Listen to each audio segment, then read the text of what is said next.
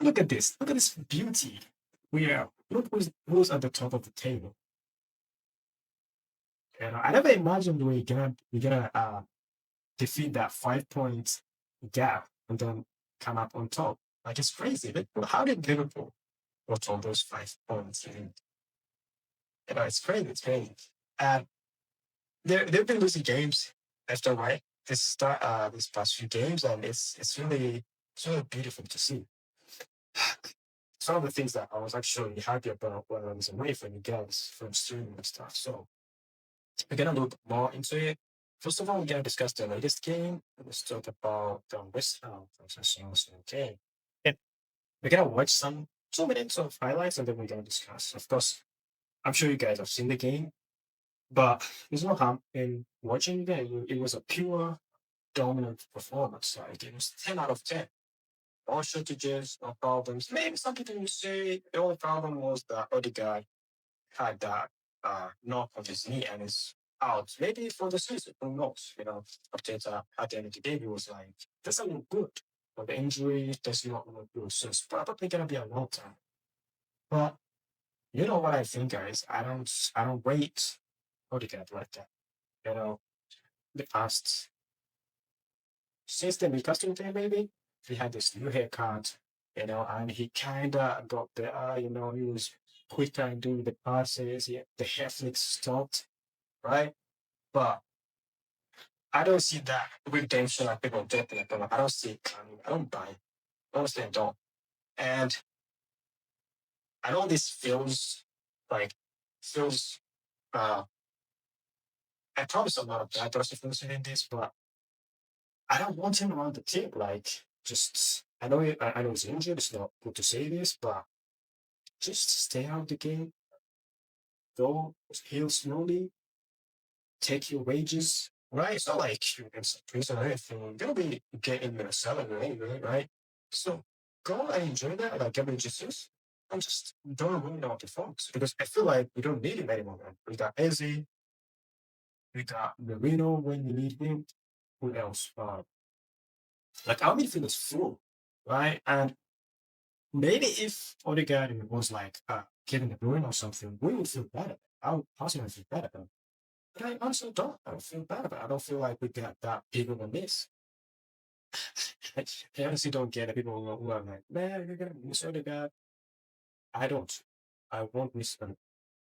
Completely clear about that. To always say I feel like he's a liability to this team.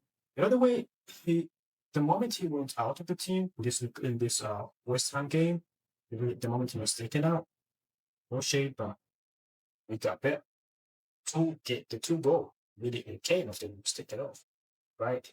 So, but again, just take your time and yeah, don't be in a hurry to come back. Just take your time, go and heal, and maybe when things are better and we are the final stages of the season and like we are all but we've all but secured the title. Maybe then we can get in games here and there, right?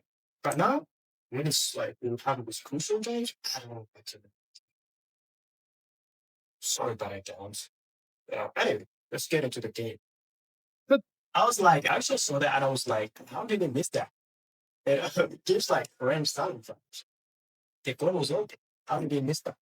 Anyway, I read Eze, so I'm gonna stop there. But Eze has been promising, you know, the way he like, and I guess Arteta gave him this free roam position. Like one time you see him in the left, one time you see him in the right. Like he's just bouncing all over the pitch, right? And his passes are pinpoint. Like he's a really great player, man. I'm really glad he started this game, and hopefully he gets to start again and again and again. Right? He totally deserves it. I don't know what sort of position. Maybe he's an eight. Maybe he's a 10. I don't know. I don't know what position he's playing in. It's a bit confused. But that's it. Like the depth that we have is really amazing, you know, and it's one that I'm here to see. Man. I'm so here for this. I was jumping out of the gym. That's what I've been doing. This literally what Saka does, baby. The guy's kind of short. He's like so good at shielding, so good at getting to like those small places. He literally get to with over this player is told out and literally like show it, right? And unfortunately, it was an offset goal, but just shows you that's like the if there was like a 10-second video to explain what Saf is all about, this would be it. Why is always score against Bristol? I think it's been for the last two games, so he scored against it. Reminds me of like Van Persie shit, like the way Van Persie used to score against us. Fine. Look at that shot. It was Eze who created that chance. It was the rebound from Eze.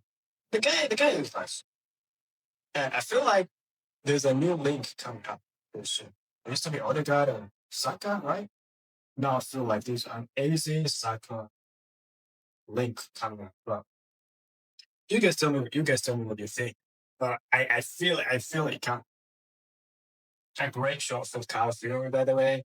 And even though I think Lewis Kelly should be the one starting, but Kyle Fury is a great player too. Maybe they do different sort of work. That's why Arteta interchangeably uses them. But personally, my better player in that position is Lewis Kelly. He's the better guy who can cut in. He's like he can play fullback, but the kind of fullback who comes in and plays the middle and the center of the pitch. He's really extremely good at that. And man, it just shows you the kind of players we get from our academy, man. Like, what the fuck? We got Saka, we got uh Miss Kelly, we got Mary. You notice Tim to put himself like at that level. You know, people like Saka, Miss Kelly have proven themselves at the highest level against Real Madrid away since I've been through. Like those positions, like even at the game against PSG.